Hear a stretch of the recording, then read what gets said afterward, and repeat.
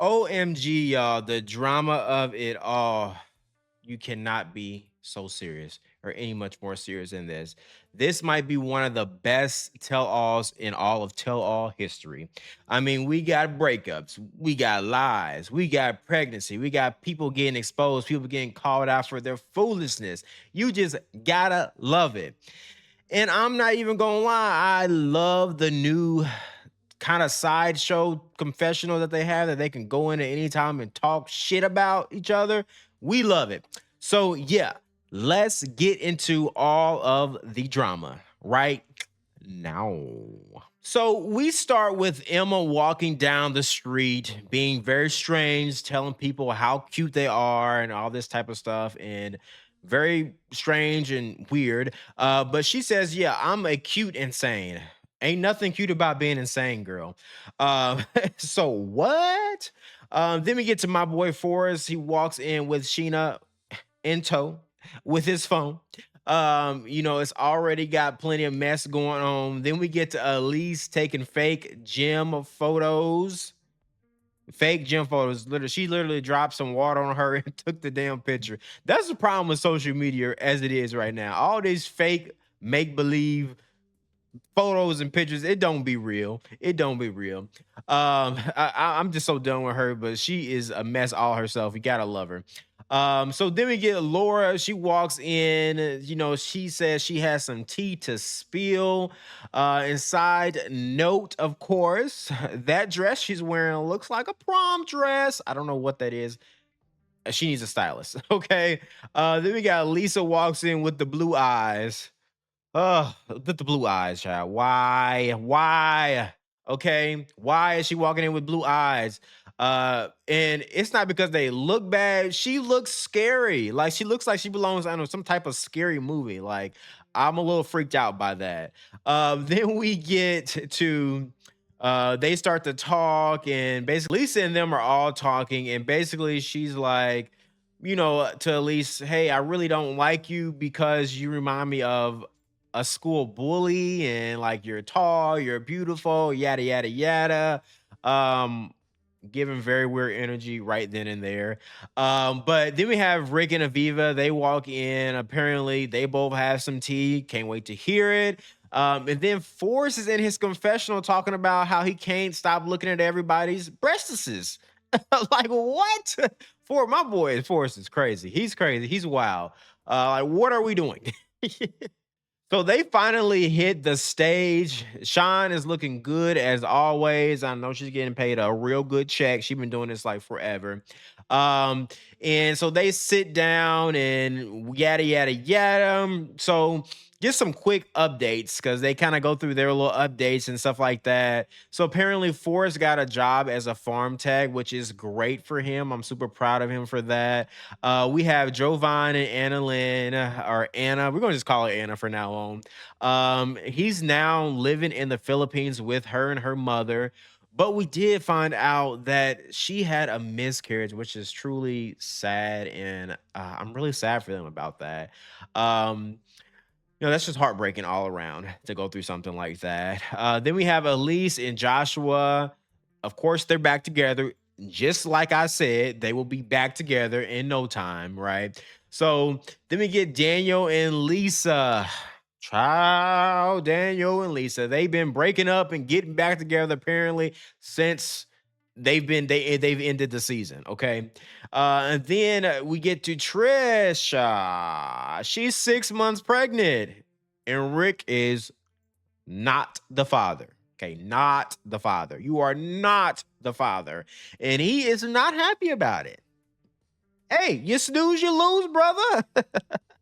Should have got it while you had the chance, but you couldn't act right. Um, and now we get into some real mess and the real nitty gritty. We start talking about talking to each of the couples. So first we have Laura and Birkian. So Laura goes back to visit him apparently after the show ends. She finally gets a real ring. Thank God he got rid of that string, because what the hell?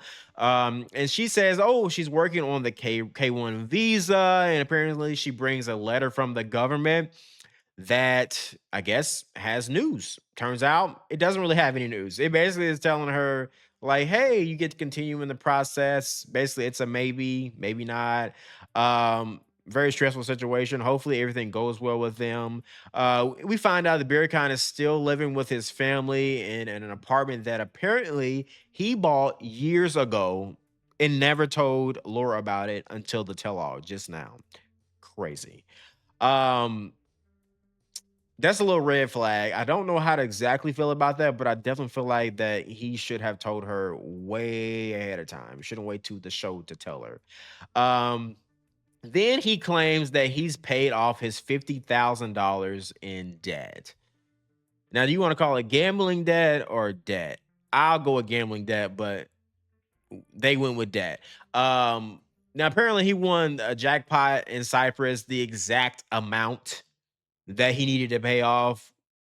Some sound a little odd about that. I think he's low key lying, and I'm sure we'll find out about that either on the internet or if they are on one of the other 90-day episodes that they may have. I don't believe him for not 1 second. I don't think anybody believes him for 1 second. And when Sean asks him, is he done gambling? He's looking like, no, of course he's not done gambling. If he won that money gambling and he's a gambling addict, he's going to still be gambling right after this. I mean, it's just not going to change, and I'm pretty sure that's why he's in debt. No matter, and he just doesn't want to admit that he is a chronic gambler. But okay.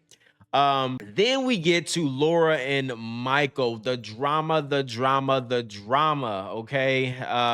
Apparently they have not been speaking for some time, ever since the show ended. Apparently, it started when they were in the airport, or actually before that. Crazy, crazy stuff. Apparently, she made a joke basically about him not her not sharing all her secrets about her getting the upgrade on the plane, and she was basically told him, "Hey, like, so sorry about you, yada yada yada," and he took it very personal. She said some profanity, things like that, but he took it very freaking personal. And I really don't think that she meant anything by it, because I joke with my friends like that all the time. Like, you ain't getting this tea, you ain't getting this good information right now. So I think that she was joking with him about it, but he took it serious because he was jealous. He had been fed up with this trip. She had gotten proposed to. She's about to get married, and he was done. He was at his limit of jealousness. Okay. And then this man starts mocking her like, like, what? What are we doing? Are we in the first grade or second grade? Like, what is going on? We grown people or what? But that had me dying. But that man is to the max jealousness, like I said. Okay. He don't want her to be with nobody. He don't want her, but he don't want her with nobody else. Whew. And speaking of all the toxic behavior, okay, we get to Emma and Zied. Now, the mess of it all. Okay, Zied says that Emma can't find love because she's selfish. And let's be real, this man needs to look in the mirror, because he either didn't like her or he just wanted to control her and she wouldn't let him. She wasn't going for it. Then we find out that was sleeping with a British girl right before she came um, to be with him. So why did Joshua pull out that popcorn when he start talking? They start talking about that. This man pulled out about eating the popcorn. Now that is just some hilarious business right there. That is hilarious. Um, and I was living for that moment, child. I was living for that moment, living for it. Okay. So then we get Emma's twin that comes out, and she is spilling all the tea, and she is not feeling Zied. She calls him a straight up asshole. Simple, straight to the point. I love her. Yes, ma'am. I agree with everything she said, and she was not sparing nothing and no tea. Then we find out from her that Lisa or Emma was hooking up with people prior to going to see Zied. Like a month, 3 weeks, 2 weeks. We don't know. Probably right before she left, she had been hooking up with somebody. And girl, I don't blame you. Apparently, he was doing the same thing, and she was like, "Man, forget this, man. I'm about to go do what I'm gonna go do." And please go do what you go do, girl. Um, and I probably would have been doing the same thing. So why is it only a problem when she does it? Because apparently Zied was, like I said, doing the exact same thing, but it was a problem, when he found out the tell all. Oh, what do you expect from her? All this type of stuff. It's a problem with it's look, just like they say, it's a problem when I do it. It ain't a problem when you do it. Okay? Then she said that his sex wasn't even good. She said that little teeny tiny thing. I was like, wow, I am done. So on to the next one, right? We get like a fight moment with Zied and Rick. Apparently, they got some beef. Rick calls this man a fake Muslim, and Zied calls him a fake father. And it got real after that. I mean, Rick took that personal to the heart. And you're a fake Muslim. But you are a fake father. Don't forget that. I'm a real father, fool. I'm more father than you will ever be, ever in your life. You piece of. And I don't blame him, because I would have too. Because who are you talking to? Do you even know me? You don't even know me. And then we got Zied ask Elise if she's a girl or not. Huh? Are you kidding me? Josh looked like he wanted to come through that screen and jump to where he was at and beat his, you know what? Okay. I mean, this man, Zied, he needs an old fashioned ass whooping. I'm just gonna call it like I see it. He needs an ass whooping. Hey, who are you talking to? You don't be talking to nobody's woman like that. Are you crazy? You out of your mind. And somehow it still doesn't stop there, because we got Jovon and Anna. Okay. So Jovon to move to the Philippines. He done quit his job, packed up everything, and they start talking about this podcast that he was listening to. And this is the real issue. I wish these men would stop listening to these men on these podcasts that ain't got nothing but bullshit to feed them. Okay? Nothing. There ain't nothing but toxic masculinity on those podcasts. 90% of them ain't talking about nothing but a man shouldn't put up with this. A man should do this. A man. Oh, I'm so tired of hearing. I'm tired of men listening to that bull and thinking that it's how life actually is. It's not. It's not. And there's a lot more to say about that, but I'm gonna keep it moving, because keep the train choo choo.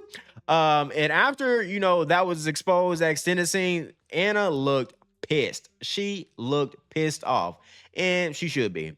Because now we're seeing the real problem, okay? And it's not necessarily a problem like with him, but it's a problem with the things that he lets influence him. Okay, you need to think for yourself. Nobody's in this relationship but you, so think for yourself. Now I will say, at least he seems to be willing to learn from his mistakes. He's willing to go to therapy and to learn the differences between them and kind of correct them. So I will give him a kudos for that. All right. So during the second break, there was some random chaos and some complete mess that was going on. So Emma is asking Rick to smell her hair. Smell her hair.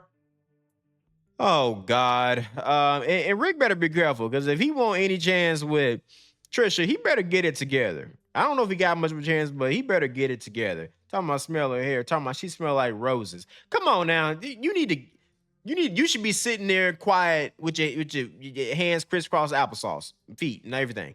Like, that's crazy. You need to shut your mouth. Learn to shut your mouth. Shh. Then we got Emma grilling Forrest about his uncle, his cousin, his neighbors. Are they cute? Are they hot? Like, that's just some girl, relax. That's weird. Calm down. Then we get Forrest telling Sheena that Emma was flirting heavy with him. And I don't think she would. I think she was just being kind of, joking and all the type of stuff but it still came off as strange. And apparently, of course, he probably took it to heart, like she actually wanted him, but I don't think that's the case at all. Then we get to one of the messiest situations of it all. We get to Lisa and Daniel. Lisa and Daniel. I'm so sick of them at this point. Um, this this man is the gaslighter of the freaking century. The century. Okay. Sean, apparently Sean asked about the wife contact, and he's like, yeah, I don't know nothing about that. I don't know what you're talking about. Yada yada yada. And I'm just so sick of him doing that. Like, just own up to whatever it is. Like, own up to it. Stop being a little boy. Like, own up to be a man. Everybody always want to talk about they a man. Be a man then. You know? Lisa basically says they are not together, but she's traditionally married to him, says Daniel. So come to find out, the whole cleansing ceremony was actually a marriage. Okay, they were bonded together for life, and her daughter comes out. Boy, she is heated. She starts going off on that man. Then Lisa's talking about, yeah, she's cursed. She's been in the hospital. She almost died. Girl, what? What? Now, some of this stuff, I think that it's just like, I don't really think it's real. I just think some people think that just because, this happened, that's the reason for it. Like, because it's causation type stuff. Like, I don't actually think she's getting sick from the curse. She could just be getting sick, but I don't know. Maybe she did get cursed. I don't know. But she believes it, and she basically is like, I fear for my life. And the whole situation is a little creepy and a little bit scary, to be honest, because if that is true, like, Daniel, release this girl of this curse. Let her go. Let her go. Okay. So then we get to all the goodiness and goodness gracious messy chaos of next episode. Okay. Tell all part 2. Okay. And if you think this part was crazy, man, look at that next episode clip. Okay. Yeah, it's about to go completely down. We find out who Trisha's baby daddy really is. We got more about Stig and Aviva drama. And we get Molly enters the chaos. Okay. Molly enters the freaking chaos. And we know she brings the drama. Okay. We get Lisa and Daniel. They get even worse. Apparently, Lisa got a new Nigerian man that Daniel knows. Okay, girl. Okay. Then we get Emma and Elise. They go at it, child. They going at it. Apparently, it's something about Rob. Why is Rob coming up? But it's something about them messing around with each other. It's mess. Okay. So you already know it's about to get crazy, about to get lit, and I can't wait until it comes on. I made a lot of mistakes with Trish because I have a fear of being alone. Then get married. You lied to her. She could have been your wife. If Rick is not the father, who is? Is it your ex? Sometimes we think with our... She's very deceptive. She will tell one person one thing and then tell somebody else something else. And honestly, I worry she won't actually come here. I feel like I wasted a lot of time. Oh, dude. He was my best friend. And I'll tell you what, he's no longer my best friend. He is the love of my life. Oh my God. Please welcome Ty. Hi, baby. All right, y'all. So we have reached the end of the episode today with yours truly, moi. So I need to know in the comments who had the most reads this episode. Who was reading for dear life? Who got exposed the most? Okay. And you already know we are covering the rest of the tell-alls here, part 2. And if there's a part 3, we'll be covering that as well. So this is Side Eye with Jay. And thank you for watching. Make sure you comment, like, and subscribe.